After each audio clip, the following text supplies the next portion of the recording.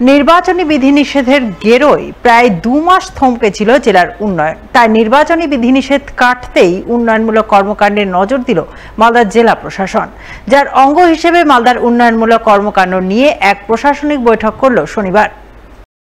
এদিন এই বৈঠক অনুষ্ঠিত হয় মালদা জেলা প্রশাসনিক ভবনের কনফারেন্স হলে। উপস্থিত ছিলেন জেলা শাসক নিতিন সিংহানিয়া, অতিরিক্ত জেলা শাসক পীযূষ সালাঙ্কে, জামিল ফাতেমা জেবা, সদর মহকুমা শাসক পঙ্কজ তামাং সহ বিভিন্ন ব্লকের বিডিওরা। বৈঠকে জেলা শাসক জেলার সমস্ত ব্লক ধরে ধরে উন্নয়নমূলক কাজের অগ্রগতির ব্যাপারে প্রয়োজনীয় খোঁজ খবর নেন এবং উন্নয়নমূলক কাজ দ্রুত এগিয়ে নিয়ে যাওয়ার নির্দেশ দেন তিনি। আমাদের ডেভেলপমেন্ট রিভিউ মিটিং আজকে বিভিন্ন ব্লকসকে নিয়ে হয়েছে, বিভিন্ন সেলসগুলো আছে তাদেরকে নিয়ে করা হয়েছে, যেখানে যতগুলো ফ্ল্যাগশিপ স্কিমস আছে গভর্নমেন্টের সেগুলো রিভিউ করা হলো। পথশ্রী থেকে শুরু করে আমাদের স্যানিটেশনের যে কাজ চলছে, বাড়ি বাড়ি যে জল দেওয়ার প্রকল্প আছে, আরও যে বিভিন্ন রূপশ্রী থেকে শুরু করে কন্যাশ্রী, সবগুলোই রিভিউ করা হলো। হেলথ নিয়েও রিভিউ করা হলো, ডেঙ্গি কেসেস নিয়ে বা অন্যান্য অ্যাসপেক্টসগুলো। সো এটা কন্টিনিউসলি চলতে থাকে।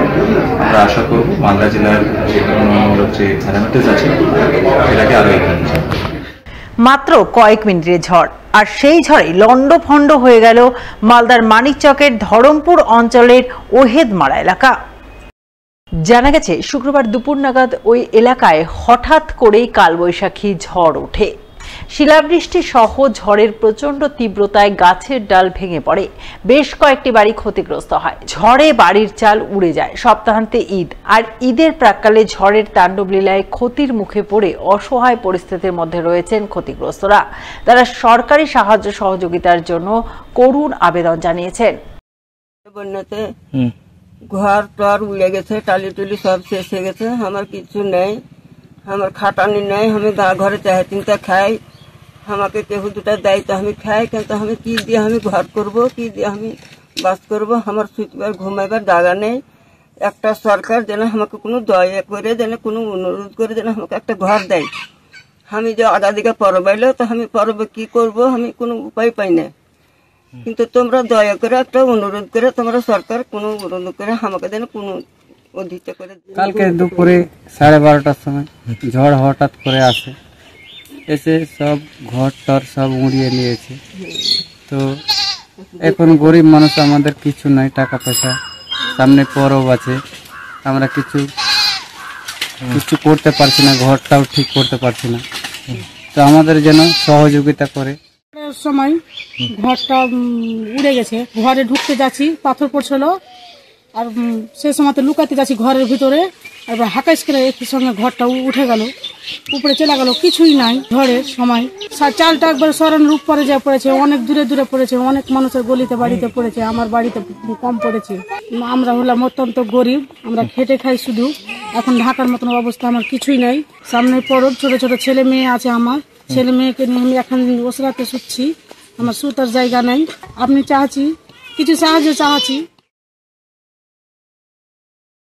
বাড়িতে মজুদ নারকেলের ছোবা থেকে ভয়াবহ অগ্নিকাণ্ড, পুড়ে ছায় বেশ কয়েক হাজার টাকার নারকেল ও নারকেলের ছোবা।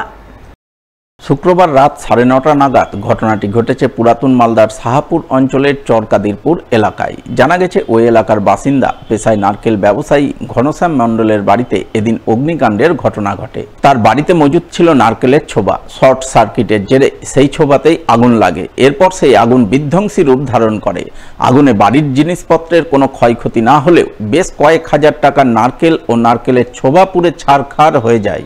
পরে দমকলের একটি ইঞ্জিন গিয়ে আগুন নিয়ন্ত্রণে আনে বলে জানা গেছে। আমি হঠাৎ করে বাজার থেকে এসে দেখি যে বাড়িতে লাইন নাই, লাইনে বাড়িতে ছাদে উঠতে গিয়ে দেখি যে ধরন ধরন করে আওয়াজ উঠছে, সব বাস্ট হচ্ছে। পুরো যেয়ে দেখি যে আগুন ধরে গেছে আমার গোটায় ছোবাতে, লাইনের শর্ট সার্কিট হয়ে গেছে জিনিসটা। বাড়িতে ছোবা ছিল আমার, আমি ওই নারকেলের ব্যবসা করি আর ছোবা বিক্রি করি রথবাড়ি মার্কেটে। আচ্ছা, হঠাৎ করে আগুনটা লেগে গেল। আমি বাড়িতে না আসলে আরো বেশি আগুন ধরে নিত। এতে মা ছিল, ছেলে ছিল, বউ ছিল, মেয়ে ছিল। আমার এখানে 50,000 টাকা ছোবা কিনেছিল, আর মোটামুটি 10-15 হাজার টাকা লোককে দিয়ে করা ছিল।